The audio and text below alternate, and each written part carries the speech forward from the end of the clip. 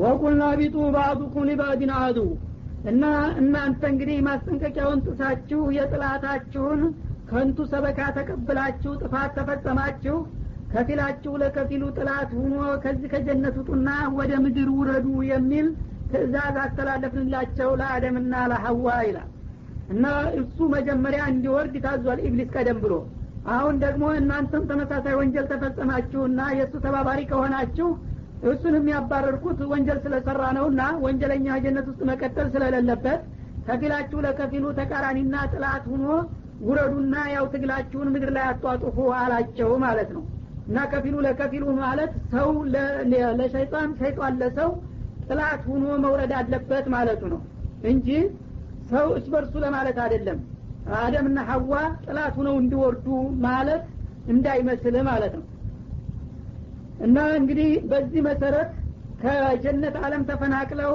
አባታችን አደምና እናታችን ሐዋ እንደገና ወደ ጥላታቸው አገር ወደ ምድር መጡ ማለት ነው ወለኩም ፊል አርዲ ሙስተቀሩን ወመታኡን ኢላሂን እና ለእናንተ በምድር ዓለም የተወሰነ መኖሪያና መስፈሪያ ይኖራችኋል እስከ ተወሰነ ጊዜ ደግሞ መጠቃቀሚያም እዛው አስገኝላችሁ ይሆናል ያው ለጊዜው ልብስ ጉርስ የሚሆን ነገር እሰጣችኋለሁ እዛው ተአብና ልፋት ሀገር ውረዱ በማለት አሰናበታቸው ማለት ነው እና እንግዲህ አላህ Subhanahu Wa Ta'ala ጥበቡ ረቂቅ ነውና መጀመሪያውንም አደምን ሲፈጥር ኢኒ ጃኢሉን ፊል አርዲ ኸሊፋ ነው ያለው ምድር ላይ የኔን አደራ የሚቀበልና የሚያራምድ የኔ ታማኝ የሆነ ፍጡር አስገኛለሁ ነው ያለው መጀመሪያም የፈጠራቸው ለምድር መሆኑ ታውቋል ግን ለተወሰነ ጊዜ ጀነት ገብተው በሰይጣን ተንኮል ሳቢያ ተፈናቅለው እንዲመጡ አደረገ በሱ በኩል አዲስ ነገር የለም ወትሮውንም ለምድር ነው የፈጠራቸው ምድር የሚመለሱበትን ሁኔታ አመቻቸ ማለት ነው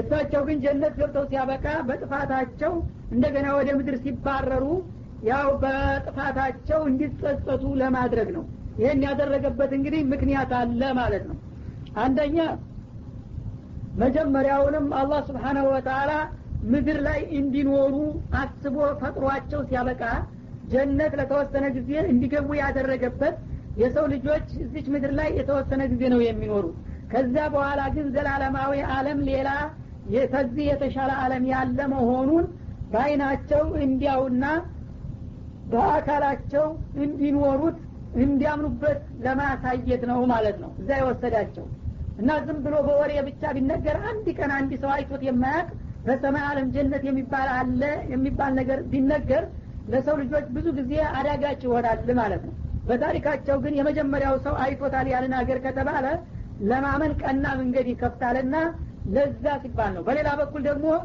በወሬ የሚነገርና የታየ ነገር እኩል አይደለም በጀነት የሰው ልጆች ጉጉት እንዲኖራቸው ያ አይተነዋል ብለው ለወደፊት እንዲያስቡበትና ተግተው እንዲሰሩ ለማድረግ አስቦ ነው ወደዛ የወሰዳቸው ማለት ነው በሌላ መልኩ ደግሞ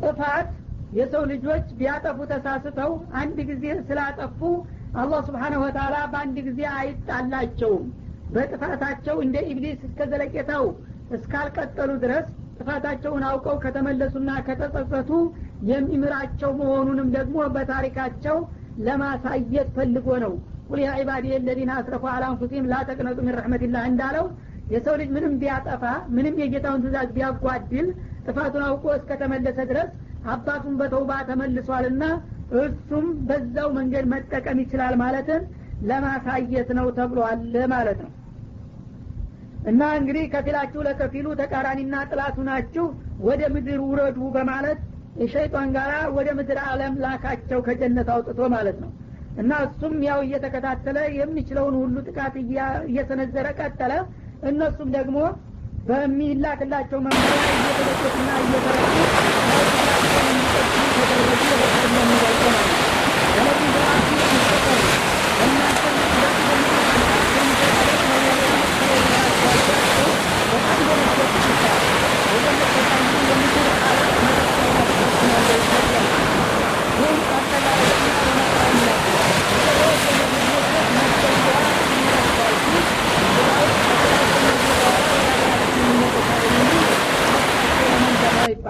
እንደ ተባለውም በተውባ እንደገና እስከ ዘራቸው ወደ ጀነት የሚመልሳቸው መሆኑን ይገልጽላቸዋል ማለት ነው ፈተለቃ አደሙ ሚን ረቢህ ከሊማት እንግዲህ ነቢዩላህ አደም ለተወሰነ ጊዜ አይተዋት በጣም ጓጉተውላት የነበረችውን የጀነት ዓለም በቀላሉ በጥላታቸው ተንኮል ሲነጠቁ በእጅጉ አዘኑ ተጸጸቱ ማለት ነው። ይህ ጊዜ ወደዛ የምመለስበትን መንገድ እንዴት ላግኘው እያሉ ሲጓጉና ሲያስቡ ወዳውኑ አላህ Subhanahu Wa Ta'ala መጸጸታቸውን አውቆ ከጌታቸው በኩል የመታረቂያውን ቃል ላከላቸው ማለት ነው። ሲምር ያስተምር እንደሚባለው በምን አይነት የተውባ ቃል ጌታቸውን ጠይቀው እንደሚታረቁ ወዳውኑ ቃል ላከላቸው። በሌላቸው ውስጥ የመታረቂያ ቃሏ እንዴት እንደሆነች አሳወቃቸው ማለት ነው። እና በሌላው ሱረቱል አዕራፍ አካባቢ እንደተጠቀሰው ረበና ظلمنا انفسنا وان لم تغفر لنا وترحمنا لنكونن من الخاسرين የምትለውን አያት አላህ በልባቸው ጣለላቸውና ይችን ቃል ተናገሩ። እሳቸውም ባለቤታቸውም ሐዋም ማለት ነው። ጌታችን ሆይ እርግጥ አንተ አክብረህናል፣ ለመልካም እድል አብቅተህን ነበረ። እኛ ግን ያንተን ማስጠንቀቂያና ትእዛዝ ባለማክበራችን ራሳችንን በድለናል። አንተ ካላዘንክልንና ካልማርከን እርግጥም ተከሳሪዎች መሆናችን ነውና እባክህ ዘንልን ራራልን በማለት ጌታቸውን በማቆላመጥና በማመኳሸት ለመኑና ተማጸኑ ይላል። ይህ ጊዜ ፈታበ ዐለይህ ወዳውኑ ጌታ በይቅርታ ተመለሰለት ለአደምና ለባለቤቱ ይላል። እና እንግዲህ ጥፋትህን አውቀህ ተተጸጸትክና ከተመለስ እኔ መሐሪ ነኝ ጌታዬ ብለህ እስከለመንከኝ ድረስ በማለት ወዳውኑ ጌታ የርቅ እንትኑን መለሰለት ማለት ነው። ኢነሁ ሁወ ተዋቡ ረሂም አላህ ከጥፋት በኋላ ተጸጽተው ለሚመለሱት ባሮቹ ተውበታቸውን አመላለሳቸውን ተቀባይ በእጅጉ ሩህሩህ ጌታ በመሆኑ ወዳውኑ አመላለሱን ሲያሳምር ጊዜ አደም ጌታም ደግሞ አቀባበሉን አሳመረለትና በርህራሄ ተቀበለው ይላል። ስለዚህ እንግዲህ አባታቸው መጀመሪያ ስተት ቢፈጽምም ጥፋቱን አውቆ ብዙ ሳይቀጥልበት ተጸጽቶ በመመለሱና ጌታውን ምህረት በመለመኑ እንደገና ተቀብሌዋለሁና እናንተም መጀመሪያ ላለማጥፋት ሞክሩ። ድንገት ተሳስታችሁ በጥላታችሁ ተጠቅታችሁ ታጠፋችሁ ደግሞ በአባታችሁ መንገድ በተውባ ተጠቀሙ ማለቱ ነው አላህ Subhanahu Wa Ta'ala። ያ በኒ አደም لا يفتننكم الشيطان كما أخرج أبويكم من الجنة እንደሚለው ሰይጣን መጀመሪያ ወላጆቻችሁን ከጀነት እንዳፈናቀለና እንዳስወጣ ሁሉ እናንተንም እንደዛው እንዳያፈናቅሏችሁና እንዳይፈትኗችሁ ተጠንቀቁ እያልኳችሁ ደግሞ ከተሸነፋችሁና ከተበላችሁ አባታችሁ በተውባ ነውና የተመለሰው በተውባ እንኳን ለመመለስ አትስነፉ በማለት አላህ Subhanahu Wa Ta'ala የእርቁን መንገድ ያመላክታቸዋል ማለት ነው። ወላቢጡ ሚንሃ ጀሚዓ እና አሁን በሰራችሁትና በፈጸማችሁት ወንጀል ሁላችሁም ወደ ምድር ዓለም ውረዱ አላቸው ይላል። እንግዲህ ወደፊት ተውባ የሚሰጠውና የሚታረቀው መሆኑ ተስፋ ቃል ቢገባ ወዳው ግን ወደ ምድር መባረሩ አልቀረም ማለት ነው። አሁን በጥፋታችሁ ወደ ምድር ውረዱ፣ ከጊዜ በኋላ ግን ተጸጸትና ከተመለስ እታረቃለሁኝ በማለት ተስፋ ቃል ሰጠውና አወረደው ማለት ነው። ፈኢማ የእነኩም ሚኒ ሁዳ ወደ ምድር ዓለም ከወረዳችሁ በኋላ ከኔ የሆነ መመሪያ ከመጣላችሁ አላቸው ላንተና ያው ለትውልዶች ማለቱ ነው። ተመንተቢያ ሁዳዬ ያንን እኔ የምልከውን መመሪያና መግለጫ የሚቀበልና የሚከተል የሆነ ሰው ፈላኸውፍን አለይህም የዚህ አይነቶቹ መመሪያ የተከታዮች የሆኑት ፍርሃት የለባቸውም በመጪው ዓለም ቅጣት ይደርስብናል ብለው ወላሁም ያህዘኑን ወደ ኋላ ትተውት የወዱትን ቤት ንብረታቸውን ደግሞ መተኪያ ሳናገኝ ከስረን እንቀራለን ብለው ማያዝኑም ወደፊት የምሰጣውን መመሪያ የሚያከብሩ ሁሉ ወደፊት ከመጥፎ ሁሉ የመጠበቅና መልካሙን ሁሉ የማግኘት እድል ተስፋ ቃል ገባለታለሁኝ በማለት ወደ ምድር አወረድኳቸው ይላል። እና እንግዲህ ወደፊት የሰው ልጆች ህይወታቸው በምን መልክ እንደሚቀጥል ጠቆመ ማለት ነው። አንተ መጀመሪያ ጀነት ዓለም ውስጥ እንዴት መኖር እንዳለብህ መመሪያ ሰጥቼ ነበር እስከ ባለቤትህ ያን መመሪያውን ባለማክበር ምን አይነት ችግር እንደሚያጋጥም ይዋየው ማለት ነው።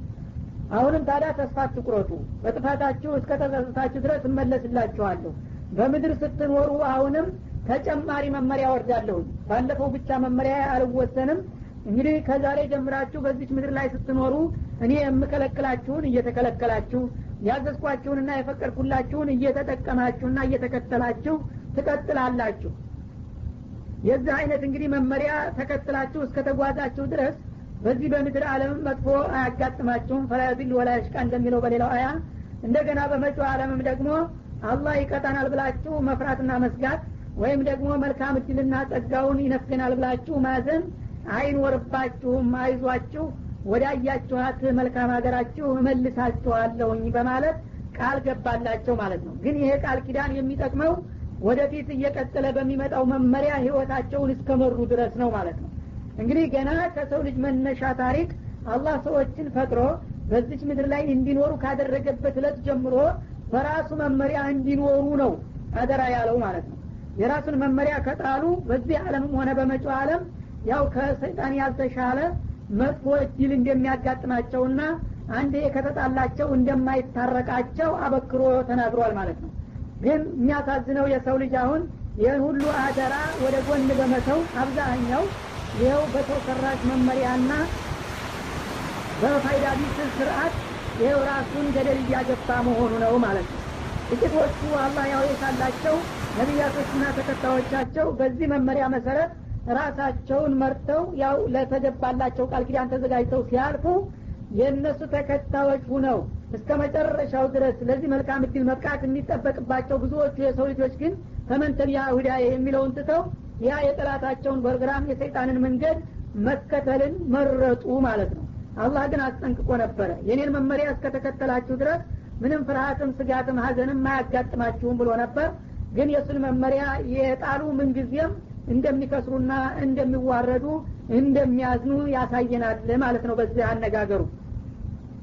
ወለዲነ ከፈሩ አለ እንግዲህ ይህንን የጌታቸውን መመሪያ መቀበል መከተል ሲገባቸው እነዚያ የካዱትና ከሰይጣን ጋር የወገኑትማ ወከዘቡ ቢአያቲና በመመሪያዎቻችን በነቢዮች አማካይነት የምናወርዳቸውን ንጹሐንና ቅዱሳን መመሪያዎቻችንን ያስተባበሉት ሃይማኖት ለሰው ልጅ መመሪያ መሆን የለበትም ይሄ ጊዜው ያለፈበት ኋላ ቀር አስተሳሰብ ነው እያሉ የሚደናቆሩና የሚደናበሩትማ ኡላኢከ አስሐቡ ናር እነሱ በዚህ በምድር ላይም እያሉ የውጥንቅጥ ህይወት እንደሚያገኙ ሁሉ እንደገና በመጪው ዓለም ደግሞ የጀሃነም እሳት ምድቦች እነሱ ናቸው።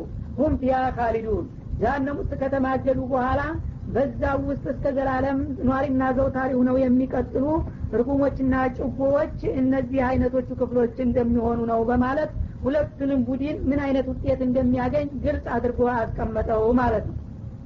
يا بني إسرائيل اذكروا نعمتي التي أنعمت عليكم وأوفوا بعهدي أوف بعهدكم وإياي فارهبون وآمنوا بما أنزلت مصدقا لما معكم ولا تكونوا أول كافر به ولا تشتروا بآياتي ثمنا قليلا وإياي فاتقون ولا تلبسوا الحق بالباطل وتكتموا الحق وأنتم تعلمون وأقيموا الصلاة وآتوا الزكاة واركعوا مع الراكعين يا بني إسرائيل اذكروا نعمتي التي أنعمت عليكم እናንተ የነቢዩላህ ያዕቁብ ልጆች ሆይ ይላል አላህ Subhanahu Wa Ta'ala።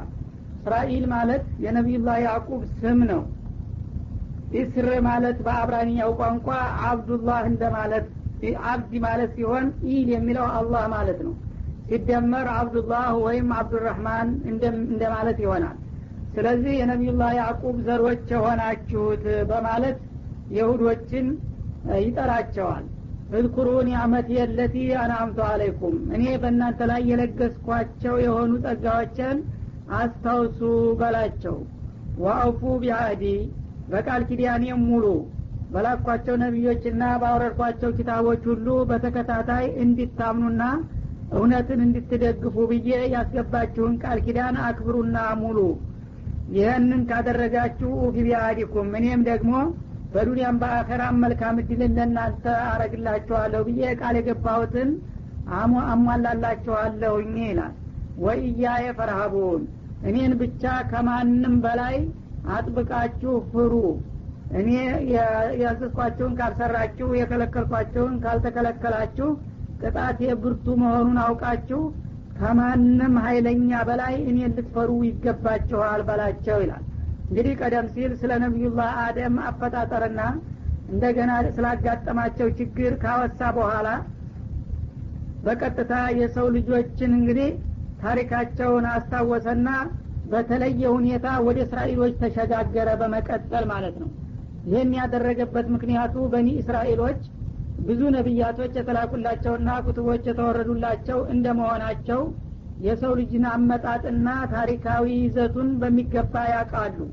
ስለዚህ አዋቂ ከሁሉም በላይ ኃላፊነት ይጫንበታልና እናንተ የነቢዩላህ አደምንና ከዛ ወዲህም አላህ በተከታታይ ሲልካቸው የቆዩትን ነቢያቶች ታሪኮች ስለምታውቁ ባለውለታ ናችሁና ይህንን ውለታዬን አጥብቁና ጠብቁ በላቸው ይላል።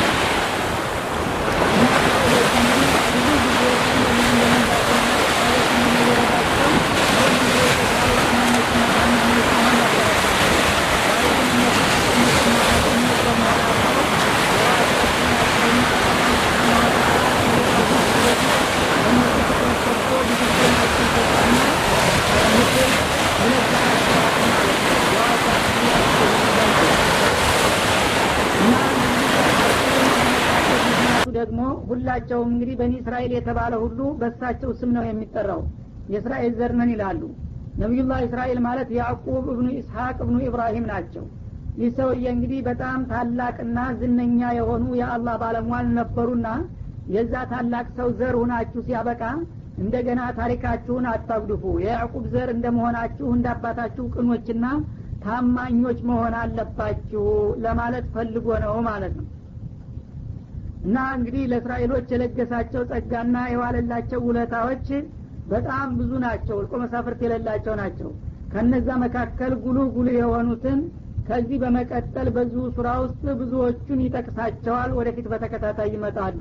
እነዛን ሁሉ ውለታዬን የለገስኳችሁ እንደመሆኔ እኔ ተጥንት ጀምሬ የአባቶቻችሁና የጥንት አያቶቻችሁ ወዳጅ ስለሆንኩኝ እኔ ጋራ መጣላት አያስፈልጋችሁምና እናንተም ውለታዬን አውቃችሁ ለእኔ ታማኞችና ቃል ኪዳኔን አክባሪዎች መሆን አለባችሁ።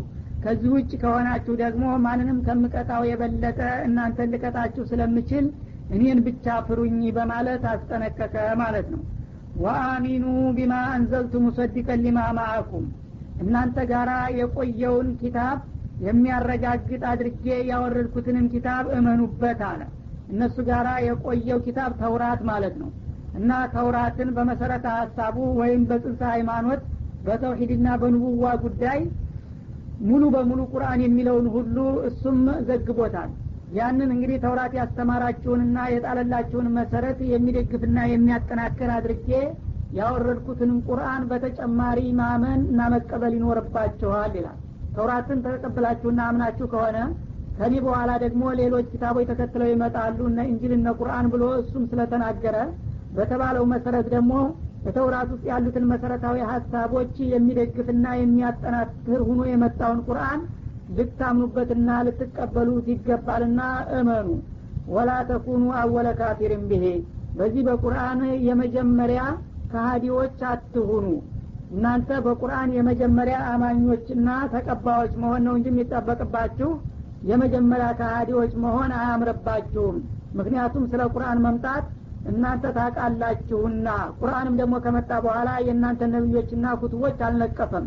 በመሰረቱ ከአላህ የተላኩ መሆናቸውን አረጋግጦ ግን እሱ የጎደለውን ለማሟላት ወይም ደግሞ መሻሻል ያለበትን ለማሻሻል ነው እንጂ የመጣው ኪታባችሁንም ሆነ ነብዮቻችሁን ሊነቅፍና ሊደግፍ ስላልመጣ እሱ ባለውለታችሁ መሆኑን አውቃችሁ መኑትና ተቀበሉት ይላል።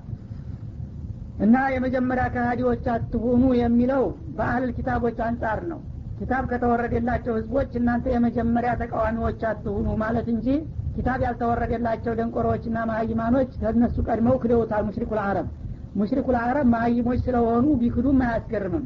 እናንተ ግን ስለ ቁርአንና ስለ ነብዩ መምጣት ከማንም በላይ የምታውቁ ሆናችሁ እያላችሁ የመጀመሪያ ደጋፊ ትሆናላችሁ ተብሎ ሲጠበቅ የመጀመሪያ ከሃዲዎች እንዳትሆኑ ከአዋቂዎቹ መካከል ማለት ነው። ወላ ተሽተሩ ቢአያቲ ተመነን ቀሊላ፣ በተውራት ውስጥ በዘገብኳቸው አንቀጾች ደግሞ ትንሽ ዋጋን አትለውጡባቸው። እንግዲህ ተውራት ውስጥ ወደፊት የሚመጡትን ነብዮችና ኪታቦች በትንቢት መልክ ጠቁሟል። እንደገና ደግሞ በሚመጣው ነብይ መቀበልና መተባበር ያለባቸው መሆኑንም ደጋግሞ አስጠንቅቋልና አስተምሯል ማለት ነው። ስለዚህ እንደዛ አይነቶቹን አንቀጾች ደካማ የሆኑ መሪዎቻቸው የእነሱን ስምና ክብር እንዳይገሰስባቸው በመፍራት ይመጣል የተባለው ነብይ አይደለም፣ ይወረዳል የተባለው ኪታብ አይደለም፣ ገና ይመጣል እያሉ ቁርአንን የአላህ ቃል እንዳልሆነ ነብዩ መሐመድም ያልተላኩ እንደሆኑ እያደረጉ ለግል ጥቅማቸው ማብሰሊያ አድርገው ነበረ እና ተውራት ነው ትክክለኛው ኪታብ ከተውራት በኋላ ቀጥሎ ይመጣል የተባለው ተረኛ አሁን አይደለም ይሄ አስመሳይ ነው ለማታለል የመጣ ነው እውነተኛማ ቢሆን ኑሮ እኛ አልነበርን እንደቀድመን የምንከተለው እያሉ ይከራከራሉ የዛ ጊዜ ተራው ህዝብ ደግሞ የሃይማኖት ተቃዋሚ መጥቶብን አወናባይ ተፈጥሮ አለቆቻችን እሱን በመከራከርና በመቋቋም ላይ ናቸው እያሉ ሁለገብ ድጋፍ ይሰጧቸው ነበር ሀዲያ ይወርድላቸው ነበር እና ለዚህ ለጊዜያዊና ለግላዊ ጥቅምና ስም ብላችሁ እኔ በነብዮች በኩል የማወርደውን አንቀጽ የማወርዳቸውንና ምልክላቸውን አንቀጾች በለዛዊና በግላዊ ጥቅም መሸጥና መለወጥ የለባችሁም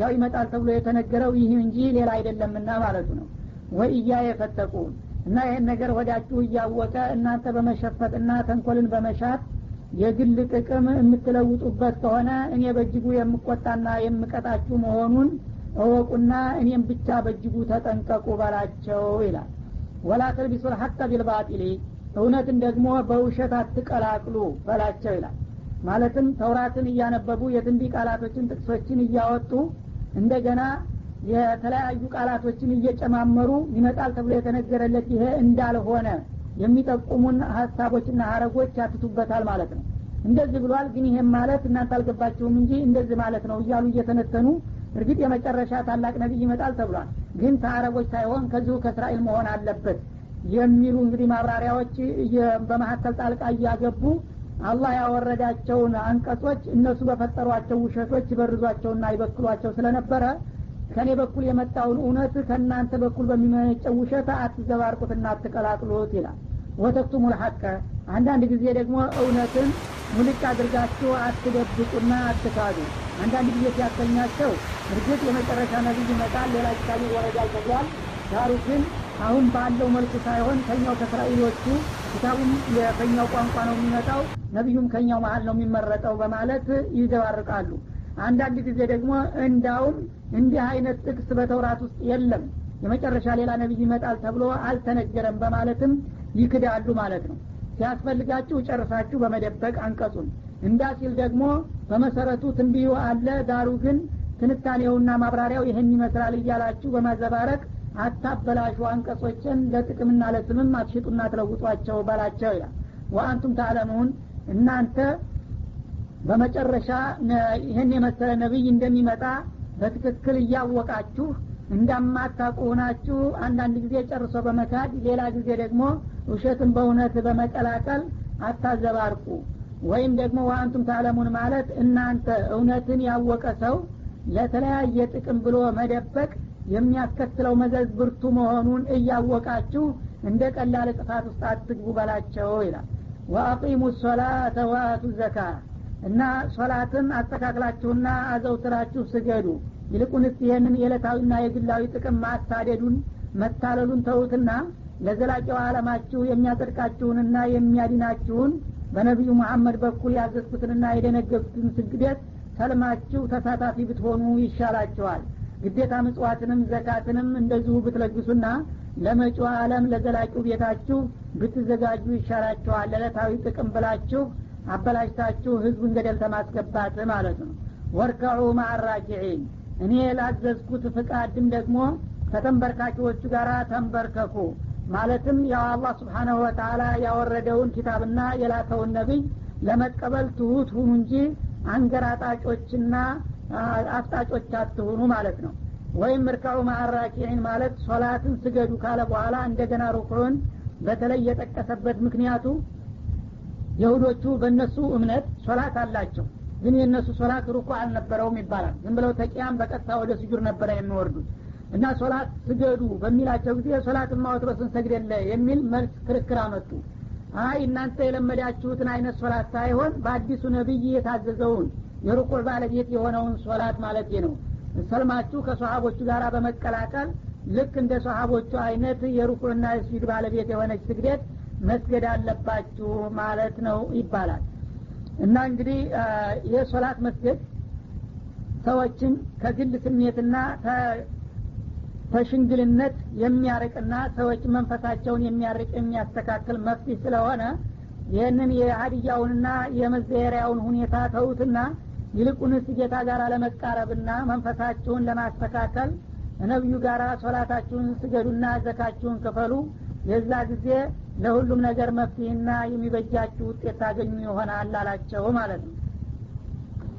أتأمرون الناس بالبر وتنسون أنفسكم وأنتم تتلون الكتاب أفلا تعقلون واستعينوا بالصبر والصلاة وإنها لكبيرة إلا على الخاشعين الذين يظنون أنهم ملاقو ربهم وأنهم إليه راجعون يا بني إسرائيل اذكروا نعمتي التي أنعمت عليكم وأني فضلتكم على العالمين واتقوا يوما لا تجزي نفس عن نفس شيئا ولا يقبل منها شفاعة ولا يؤخذ منها عدل ولا هم ينصرون أتأمرون الناس بالبر وتنسون أنفسكم وأنتم تتلون الكتاب فلا تعقلون ለመሆኑ እናንተ የእስራኤል ዘሮች ወይም አይሁዶች በተለይም የሃይማኖት መሪዎች ነን የምትሉት ሰዎችን በመልካምና በበጎ ተግባር ታዛላችሁና ራሳችሁን ወደ ኋላ ትተዋላችሁ ታስቀራላችሁን አላቸው።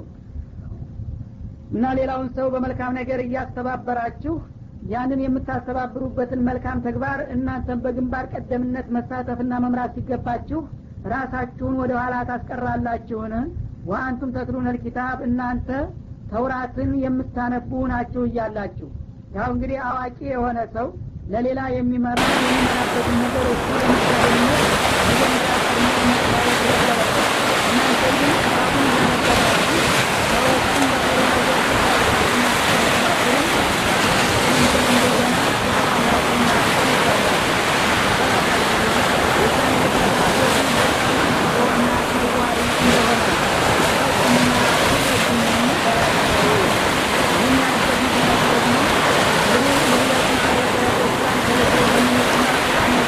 ጀመረበት ጊዜ ይሁዶቹ ያው ከዛ በፊት ትክክለኛ ሃይማኖታዊ እኛ ብቻ ነን በዚህ ምድር ላይ ብለው ያምኑ ስለነበረ ተቀናቃኝ መጣብን ብለው ስለደነገጡ ይመጣል ተብሎ የተነገረለት ይሄ አይደለም፣ ይወርዳል የተባለውን ኪታብ እሱ የሚያነበው አይደለም፣ የሚላከውም ከኛው ከእስራኤሎቹ ነው፣ ኪታቡም የሚወረደው በእኛው ቋንቋ ነው በማለት ማምታታት ጀመሩ ማለት ነው። የዚህ ጊዜ ተራው ህዝብ እንግዲህ ያው መሪ ያለውን ነውና የሚሰማው በጣም ጥቂቶቹ ሲቀሩ አብዛኛው እውነትማ ይሄ ሰውዬ እንደሚለው ቢሆን ኑሮ እነዚህ መሪዎቻችን ቀደም ሲል በትንቢት ሲናገሩ እንደቆዩ ሁሉ ይደግፉትና ይከተሉት አልነበረ፣ እነሱ ከተቃወሙት እንደተባለው እንግዲያው ውሸታም ነው በማለት አብዛኛው ህዝብ እንግዲህ አገረገረ ለመከተል ዳዳ ማለት ነው። ይህ ጊዜ አንዳንዶቹ ቆራጦች ግን ቀደም ሲል ከመድረሱ በፊት ሲነግሯቸው የነበረውን ተንቢይ በሚገባ ሲከታተሉ ቆይተው አሁን ግን በነብዩ ላይ የሚታየውና የሚሰማው ነገር ቀደም ሲል ከሚነገረው ጋራ 100% የተጣጣመ ሆኖ ስላገኙት አይ ውሸታቸውን ነው እንጂ ቀደም ሲል የነገሩን በዛ መሰረት ይሄ ነብይ ነው መሆን ያለበት በማለት አንዳንዶቹ ቆራጦች እየደፈሩ እምነቱን መቀበል ጀመሩ ማለት ነው። ይህ ጊዜ እምነቱን መቀበላቸው ሲረጋገጥ በምስጥር እነዛ የሰለሙትን የይሁዶች አባሎቻቸው ቄሶቹ እገሌ ሰለም ካሉ ይሉታል መጥተው አዎን እኔማ ያው ቀደም ሲል ትነግሩን ስለነበረ ወትሮ በነገራችሁን መሰረት እውነቱን ስላወቅነው ተቀብለነዋል የሆነ ይሁን ይሏቸዋል። እንግዲያውስ ጥሩ ነው ለሌላ ሰው አታውራ እንጂ እውነቱን ልንገርህ ያይመጣል የተባለው ሰውዬ ይሄ ነው ሌላ አማራጭ የለውም እና እኛም ቢሆን ሁኔታውን የበለጠ ለማጣራትና እንደገና እንዳንሳሳት ለመጠንቀቅ ያህል እንጂ በይህ መልኩ የሚቀጥል ከሆነ እኛም ቆይተን ልንቀበለው ስለምንችል አንተ እንግዲህ አንዴ የተገባ በርታ እንዳ ወደ ኋላ ወደፊት እንዳታመነታ በዛው ቀጥል ጠንክር በማለት ሚስጥራዊ ድጋፍ ይሰጧቸው ነበር ላመኑት ሰዎች ይባላል። ይህ ጊዜ አላህ Subhanahu Wa Ta'ala በዚህ አድራጎታቸው ወቀሳቸው ቄሶችን ማለት ነው። ይሄ ነገር ኸይር ነው ጠቃሚ ነው እውነት ነው ብላችሁ ካወቃችሁና ካመናችሁ ሰዎችን በርቱ ቀጥሉበት እንደምትሉ ሁሉ እናንተ ራሳችሁ ለምን አትገቡበትም? ሰውን በኸይር እያስተባበራችሁና እያዘዛችሁ እንደገና ራሳችሁን ትተዋላችሁና ትዘነጋላችሁ እንደ ምን አይነት አካሄድ ነው በማለት ወረፋቸው ማለት ነው። እንግዲህ እነዛን አማኞቹን በእምነታቸው ድጋፍ መስጠታቸውን አይደለም የተቃወመው እውነት መሆኑን ስታውቁ እናንተ ለምን ወደ ኋላ ቀራችሁ? ቃልና ተግባር ለምን ይጋጫል? በቃላችሁ የምትናገሩትን ነገር በተግባራችሁ ስለምን አታረጋግጡትም? እስከ መቼ ነው እናንተ ወደ ኋላ የምትጎተቱትና አማኞቹን መልካም ይዛችሁ አልግፉ እያላችሁ በምስጥር የምትደግፉት? አብዛኛውን ህዝብ ውሸት ነው ይሄ ልክ አይደለም እያላችሁ ታወናብዱታላችሁ። አንዳንዶቹ ቆራጦች ግን የራሳቸውን አቋም በሚወስዱበት ጊዜ ጥሩ ይዘሃል በርታ እያላችሁ ታጠናክራላችሁ። ይህ አይነት አካሄዳችሁ በጣም አስከፊና አሳፋሪ ነውና ይህን ማድረግ የለባችሁም። እስከ መቼ ነው ለመሆኑ ሰዎችን በኸይር እያዘዛችሁ እናንተ ራሳችሁን ወደ ኋላ የምታስቀሩት በላቸው ይላል። እና እንግዲህ ይህ አይነት አሰራር በሃይማኖት መሪዎች ብዙ ጊዜ ደጋግሞ የሚከሰት ቢክመት ነው ማለት ነው። ከጥንትም ጀምሮ ያለ ነገር ነው። በአሁኑም ጊዜ ብዙ የሃይማኖት ሰዎች በዛሂሩ አንድ ነገር ይቃወሙታል ወይም ይደግፉታል፣ ውስጡን ደግሞ እንደገና ለሌሎቹ ሰዎች ሌላ ተቃራኒ ሀሳብ ሲሰጡ ይገኛሉ ማለት ነው። ለምሳሌ በጊዜው ያለ ባለስልጣን ኃይለኛ የሆነ እንደሆነ ከባለስልጣን ጋር ላለመጋጨት ብለው ተላይ ጥሩ ይዘሃል እያሉ ይደግፋሉ። ውስጡን ግን ለአንዳንድ አቆራጥ ተቃዋሚዎች እኛም ቸግሮን ለመኖር ብለን ነው እንጂ እኮ ነገሩ እንደናንተው ነው መቃወም ነበረብን እያሉ እንደገና ሁለት መልክ ሆነው ይገኛሉ ማለት ነው። እንዲህ አይነቶቹን ሰዎች ደግሞ አላህ በእጅጉ ነው የሚጠላቸው ማለት ነው። በሌላም አያት የእኛን ኡመቶች በማስመልከት ሊመ ተቁሉነ ማ ላ ተፍዐሉን ከቡረ መቅተን እንደላህ አን ተቁሉ ማ ላ ተፍዐሉን ይላል። ለመሆኑ እናንተ የማትሰሩትን ነገር ለምን ትናገራላችሁ? በአላህ ዘንዳ በጣም ከጸያፍነት የበለጠ ታላቅ አሳፋሪ መጥፎ ነገር ማለት ሰው የማይሰራውን ነገር መናገሩ ነው ይላል ማለት ነው። እና ይህንን በማስመልከት ነቢያችንም አለይሂ ሰላቱ ወሰላም እንዲህ አይነት እንግዲህ የተዛባና የተምታታ አቋም ያለው መሪና አስተማሪ በአላህ ዘንዳ በእጅጉ የተጠላ እርኩስ መሆኑን ሲገልጹ የውመል ቂያማ ሲሆን አሉ የሃይማኖት መሪ የነበሩ በጣም ታላላቅና ዝነኛ አሊሞች አላህ ፊት ይቀርባሉ ለጥያቄ። በሚቀርቡበት ጊዜ በቀጥታ ወደ ጀሃነም ይልካቸዋል። ጀሃነም ጉድጓድ ውስጥ ወስደው በሚወረወሩበት ጊዜ አንጀታቸው ይጎለጎልና አንጀታቸውን እንደ ገመድ እየጎተቱ በጀሃነም እሳት ላይ እንደዚህ ጋሪ የሚጎትታ አህያ እንደሚዞረው በጀሃነም ላይ እንደዚህ እንደ በሬ ብላይ ይዞራሉ አንጀታቸውን ዙሪያቸውን እየገተቱ አሉ። ይህ ጊዜ በጀሃነም ውስጥ ያሉ የተቀጮች ሌሎች ወንጀለኞች ሁሉ ጉድ ለየት ያለ ነገር ስለሆነ ይህን ሰውዬ ለማየት ያሰፈስፋሉ። የራሳቸውን ቅጣትና ስቃይ ረስተው ይህ ሰውዬ ደግሞ አንጀቱን በጀሃነም ላይ እየጎተተ የሚዞረው ምን አይነት ጥፋት ቢያጠፋ ነው ይሉና ሁሉም የአካባቢ ሰዎች ሁሉ አሰፍስፈው ይመለከቱታል። ከዛ ሲመለከቱት በዱንያ ላይ በጣም ትልቅ የሃይማኖት መሪ ሊቅ የሆነ ሰው ሆኖ ያገኙታል። የሚያውቁት ሰውዬ ማለት ነው። እንዴ እገሌ አይደለም ወይ ይሄማ ይላሉ። እና የሃይማኖት መሪ ቅዱስ ንጹህ የተባለው ሰውዬ እድሜ ልኩን ሁሉ ኸይርን ሲያስተምር የነበረው መጥፎን ነገር ሲከለክል የነበረው እኛ እሱ ያለንንና የመከረንን ባለመቀበላችንና ባለመከተላችን ነው ለዚህ ጥፋትና ቅጣት የበቃ ነው እንጂ እሱማ የኸይረኞች ሁሉ መሪና አስተማሪ አስተባባሪ አልነበረም እንዴ? እገሌ ምን ነካህና ነው? እኛ ካንተ የመከርከንና የነገርከንን ባለመስማታችን ነው። አንተ ያን ሁሉ ኸይር ስታስተምር ስትመራ የነበርከው ሰውዬ ምን አጋጠመህና ለዚህ በቃ በማለት ይጠይቁታል ይላል። ይህ ጊዜ እሱ ራሱን በራሱ ያጋልጣል። አሁን እውነታችሁት ነው እንዳላችሁት እድሜ ልኬን ኸይርን ሳስተምር ነበር፣ መጥፎንም ሳስጠነቅቅ ነበረ። ዳሩ ግን ባይገርማችሁ ኸይርን በአደባባይ አውጃለሁኝ እንጂ ውስጡን እኔ አንድ ቀንም አልሰራውም ነበር። ያን ሰዎችን ማዘውን ነገር ለይስሙላ በአደባባይ ያው ሸሆቹ እንዲህ ብለዋል፣ አሊሙ ሙፍቲው እንዲህ ብለዋል እየተባለ ይተላለፋል መግለጫው። እኔ ግን ተግባሬ ከዛ የሚቃረን ነበር። በውስጡ በቤቴ በግርዶ ውስጥ የምሰራው ሌላ ነገር ነበረ ይላቸዋል። ሸርን ደግሞ አጥብቄ ከለክላለሁኝ፣ አወግዛለሁኝ። ሐራምን፣ መጥፎን፣ ብልግናን ሁሉ ነገር እንዳላችሁ ስከለክላችሁ ነበር። እኔ ግን ያን ሁሉ በምስጥር ደግሞ የምከለክለውን ሁሉ መጥፎ እሰራው ነበረ። አላህ ግን ምስጢር አዋቂ በመሆኑ የሁላችሁ ዛሬ በዚህ መድረክ ላይ አጋለጠኝና አዋረደኝ በማለት ራሱን ይኮንናልና ያጋልጣል ይላሉ። እና እንግዲህ የአዋቂ አቲ በአላህ ዘንዳ በይቅርታ የሚታለፍ አይደለም። ምክንያቱም ጥፋቱ በራሱ ብቻ የሚወሰድ ሳይሆን ትልቅ ሰው ተሰሚነት ያለው በመሆኑ እሱ ያጠፋው ነገር ለብዙ ትውልድ ስለሚበቃ ብዙ ህዝቦችን ገደል አግብቷልና አላህም በአስከፊ መልኩ የሚቀጣው መሆኑን በቁርአንም ሆነ በሐዲስ ሰሒህ ተደጋግሞ ተገልጿል ማለት ነው። ታዲያ እንግዲህ የበኒ እስራኤል መሪዎችም የዚህ አይነት ባህሪ የተጠናወታቸው ስለነበሩ እንደዚህ አትሁኑ፣ እኔም ጌታችሁን ፍሩና ተጠንቀቁ እያለ በመደጋገም ያስጠነቅቃቸዋል። እነሱን ያለፈውን ጥፋታቸውን ወቅሶ ለወደፊት እንዲስተካከሉ ሲመክር በእግር መንገዱን ደግሞ የእኛ ኡመቶች ወይም የእኛ መሪዎች የዛን አይነት ጥፋት እንዳይደግሙ ቀደም ሲል የነበሩት ሃይማኖት ሰዎች ምን እንዲያጠፉና ምን ችግር እንደተፈጠረ በታሪኩ እኒህኞችን ለማስተማርና ለማስጠንቀቅ አስቦ ነው ማለት ነው።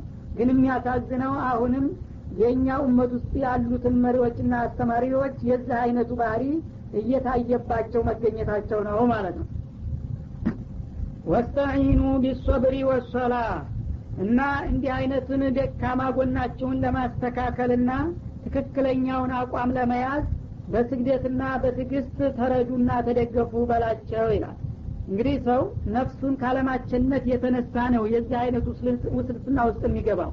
ስለዚህ ዱንያን ከመውደድና ኑሮን ከመምረጥ እንድትድኑና ራሳችሁን እንድታሸንፉ ከፈለጋችሁ ሶብርን ተለማመዱ።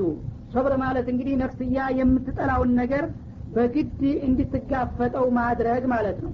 እንደገና ደግሞ ሶላትን አጥብቃችሁ ተከታተሉ። ሶላት እንግዲህ ትክክለኛ ስርዓቱን ያሟላ የሆነ ሶላት የሚሰግድ ሰው እንደ አይነት ጊዜያዊና ግላዊ ጥቅም አያሸንፈውምና ከዓላማ ውጭ አያደርገውም ማለት ነው። ወኢነሃ ይህች ሶላት ለከቢረቱን በጣም ከባድ የሆነች ግዴታ ነች ኢላ አለል ኻሺዒን አላህን በእጅጉ የሚፈሩ በሆኑት ባሮቹ ላይ ቢሆን እንጂ ይላል። ሶላት እንግዲህ ትክክለኛ ጠንካራ ኢማን የሌለው ሰው በቀላሉ ሊወጣት አይችልም፣ ትከብዳለች።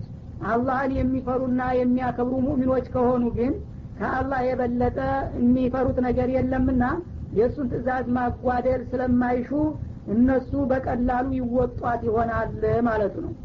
እና እንግዲህ እነዚህ የበኒ እስራኤል ወይም የነቢዩላህ ያዕቁብ ዘሮች የነበሩት የሃይማኖት መሪዎች የሁዶቹ ለግላዊ ስምና ጥቅም ብለው ያው ቄሱ የሃይማኖት መሪው በአባሱ ፓትርያርኩ እየተባሉ በሰዎች ዘንዳ የሚከበሩ ሀዲያ መታያ የሚሰጣቸው የማዕረግ ስም የሚሰጡ ከመሆናቸው የተነሳ አዲሱን ነብይ ተተቀበልንና ተተከተልንማ እንግዲህ ያለፈው ሃይማኖት ተሰርዟል፣ አልቆለታል።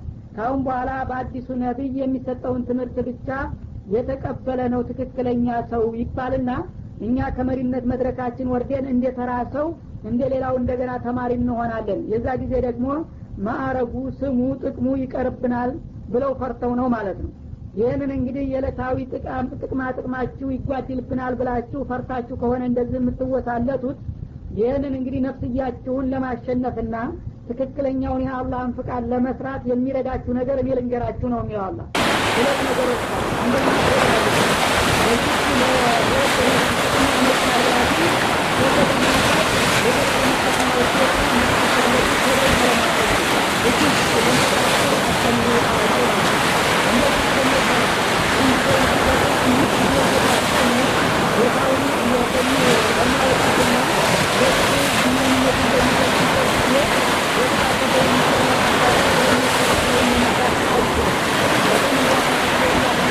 እያለ በፈርድ ሶላት እንኳ ደረጃ 17 ጊዜ ቃል ኪዳን የሚገባ ሰው እንደገና የአላህ ነብይ አይደለም ይመጣል የተባለው የአላህን ኪታብ ይሄም የአላህ ቃል አይደለም ብሎ ሊክድ አይችልም።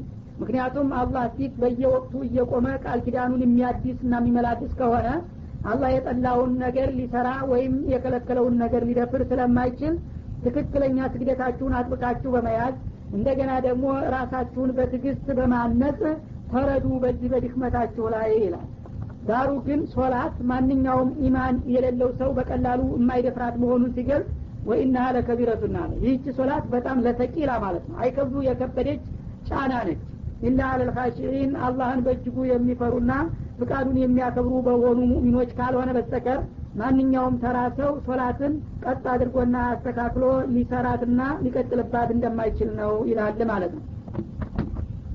الذين يظنون أنهم ملاقو ربهم وأنهم إليه راجعون እና እነዚህ አላህን የሚፈሩ የሆኑ ሰጋጆች ልዩ ምልክታቸው ምንድነው ብትል እዚሁ ዱንያ ላይ እያሉ አላህ ጋራ የሚገናኙ መሆናቸውን በእጅጉ የሚያምኑ ናቸው ይላል። የظنون ማለት እዚህ ላይ ዩቂኑነ ማለት ነው። ظن بمعنى اليقين ይመጣል በተቃራኒው ማለት ነው። ዞን ለጥርጣሬ ነበር። አሁን ግን የظنون ማለት ዩቂኑነ እነሱ ከሞት በኋላ ተነስተው ጌታቸው ፊት እንደሚቀርቡና በሰሩ ስራ እንደሚጠየቁ አጥብቀው የሚያምኑና የሚያረጋግጡ የሆኑ ሙእሚኖች እነሱ ናቸው ሶላትን በቀላሉ ማከናወን የሚችሉት ማለት ነው። ወአንነሁም ኢለይሂ ራጂዑን እነሱም ደግሞ ከዚህ ዱንያ ዓለም በኋላ እንደገና ከሞት ተነስተው ወደ ጌታቸው ወደ አላህ የሚመለሱ መሆኑን በጥልቅ የሚያምኑና የሚያረጋግጡት እነሱ ናቸው ሶላት በቀላሉ ሊሰግዱ የሚችሉት እንጂ የዛ አይነት እምነት የሌላቸው ሰዎች ሶላት እንደምትከብዳቸውና እንደምታዳግታቸው ነው ይላል። ያ በኒ እስራኤል አሁንም የነቢዩላህ ያዕቁብ ዘሮች ሆይ ይላል ደግሞ እዝኩሩ ኒዕመቲ የለቲ አንዓምቱ አለይኩም እኔ የዋልኩላችሁን ውለታ ጸጋዬን አስታውሱ። ብዙ ውለታዎች ሁሌላችኋለሁኝ የዛ ሁሉ ውለታ ባለቤት የሆንኩትን ጌታችሁን በቀላሉ ልትክዱኝና በእኔ ላይ ልታምፁ አይገባችሁም። ወአኒ ፈضልቱኩም አለል ዓለሚን ከውለታዎችም አንዳንዶቹን ለመጥቀስ ካስፈለገ እናንተ በአለም ህብረተሰብ ላይ ብልጫ የሰጠኋችሁና የመረጥኳችሁ መሆን ይገኝበታል ይላል። እንግዲህ በእነሱ በነበሩበት ጊዜ የእነሱ ነቢያቶች በተከታታይ በሚላኩበት ጊዜ ከሌላው ህብረተሰብ ሁሉ አላህ Subhanahu Wa Ta'ala እነሱን መርጧቸው ነበረ።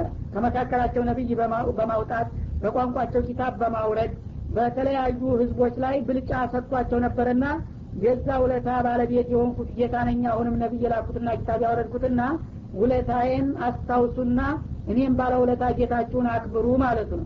ወተቁ ተጠንቀቁም የውመን አንድ አሳረኛ የሆነ እለት አለና ወደፊት እሱን ቀን ከወዲሁ ፍሩትና ተጠንቀቁ። ላ ተጅዚ ነፍሱን አን ነፍሲን ሸአ በዛ እለት ወደፊት የሚመጣ በሆነው ቀን አንዲት ነፍስ ስለሌላዋ ነፍስ ምንም አይነት ጥቅምና አገልግሎት ልትሰጥ የማትችልበት የሆነ ቃውጢ ቀን ነው። ሁሉም ነፍስ ነፍስ የሚልበት ማለት ነው። ወላጅ ለልጁ ልጅ ለአባቱ ወይም ወንድም ለእህቱ እናት ለልጇ የማታስቡበት ሁላቸውም እኔ በኤፋ መንደክኝ የሚሉበት አሳረኛ ቀን አለና እሱን ቀን ተጠንቀቁ። ወላ ይቅበሉ ሚንሃ ሸፋዓ ከማንኛውም ነፍስ ደግሞ የሽማግሌዎች ሽምግልና ተቀባይነት የማያገኝበት ወላ ይኸዱ ሚንሃ አድሉን እንዲሁም ደግሞ ክፍያ ቤዛ ልክፈል ቢል በገንዘብ የማይገላገሉበት ወላሁም ይንሰሩን በራሳቸውን ጉልበት ሆነ ወይም በወዳጅ ዘመድ ድጋፍ የማይረዱበት የሆነ አሳረኛና ከባድ ቀን አለና እሱን ቀን ከወዲሁ ተጠንቀቁና ለዛ ጥፋት ከሚያጋልጡት ነገሮች ሁሉ ራቁ በማለት ያስጠነቅቃል ማለት ነው። እንግዲህ አላህ Subhanahu Wa Ta'ala የቂያማ ቀንን ሁኔታ ሰዎች እንደቀላል እንዳያዩት ነው በዚህ መልክ የሚገልጸው ማለት ነው። በዱንያ ላይ አንድ ሰው ችግር ቢያጋጥመው ያ ችግሩን ወይም በራሱ ጉልበት ሀብት ወይም በዘመድ በወዳጅ ይወጣዋልና ይቋቋመዋል እና በሽማግሌ የሚፈታ እንደሆነ ዘመድ ወዳጅን አስቸግሮ በሽምግልና በገንዘብ በጉቦ ከሆነም ገንዘብ ተከፍሎ ወይም ደግሞ በጉልበቱ በዘመድ ወዳጁ ድጋፍ ተፈልጎም ከሆነ የሚወጣ ይሆናል የዱንያ ችግር ማለት ነው። በአኺራ ግን እዚህ ዱንያ ላይ እምነቱን አስተካክሎና መልካምን ሰርቶ ያልሄደ ሰው እዛ ሚዛኑ ከተዛባበት በኋላ እነገሌ ሽማግሌዎች ጌታን ይጠይቁልኝ ቢል ኩፍሩንና ሽርኩን ተሸክሞ ሄዶ ሊያድኑት አይችሉም። ወይም ደግሞ በዱንያ ሙሉ የሆነ ወርቅ እንኳን ልክፈል ቢል በክፍያ በጉቦ የሚታለፍም አይደለም። ወይም ያለ የሌለ ኃይሉን አስተባብሮ ዘመድ ወዳጆቹን ጋብዞ የአላህን መላእክቶች የጀሃነም አጋፋሪዎችን አመልጣለሁኝና አቋቋማለሁ ቢልም ሊወጣው የሚችል ነገር አይደለምና የዚህ መፍትሄው እዚሁ ዱንያ ላይ እያሉ አቋሙን ማስተካከል ብቻ ስለሆነ ይህንን አውቃችሁ ከወዲሁ የሚበጃችሁን ተከተሉና ከመጥፎ ሁሉ ራቁና ተጠንቀቁ በላቸው ይላል።